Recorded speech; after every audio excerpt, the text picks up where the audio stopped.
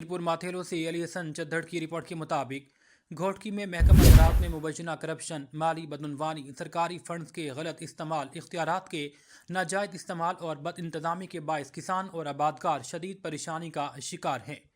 हारी card scheme में गैर कानूनी वसूलियों और अकरबा परवरी के संगीन इल्ज़ामात।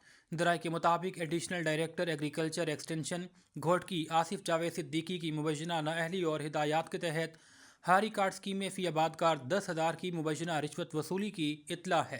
पहली किस्त में 60 लाख, दूसरी में 60 लाख और तीसरी किस्त में 25 लाख रुपए मुबैना तौर पर एक जाली कंपनी और निजी अफराद के नाम पर ट्रेजरी ऑफिस के अमले की मुबैना बिली भगत से निकलवाए गए। जिला की 50 से जायद फील्ड असिस्टेंट की ड्यूटी और तनख्वाहों में भी मुबैना तौर पर रकम हड़प किए जाने का इंकशाफ हुआ है। ज़राए के मुताबिक 2 गैर रजिस्टर्ड कंपनियों को गैर कानूनी तौर पर छूट दी गई। हारियों और आबादगारों की फसलों को शदीद नुकसान पहुंचा। एडिशनल डायरेक्टर की जानिब से जिला हेडक्वार्टर मीरपुर माथेलो में कायम सरकारी दफ्तर के बजाय घोटकी शहर में निजी जगह पर बैठकर सरकारी उमूर अंजाम देने के इल्ज़ामात भी सामने आए हैं।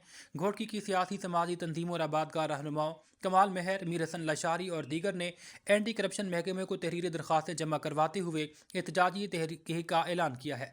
उन्होंने कहा कि मामले की मुकम्मल, शफाफ, आज़ाद और गैर जानिबदार तहकीकात करवाई जाए। इल्ज़ामात साबित हों तो जिम्मेदारान के खिलाफ कानून के मुताबिक सख्त कार्रवाई अमल में लाई जाए।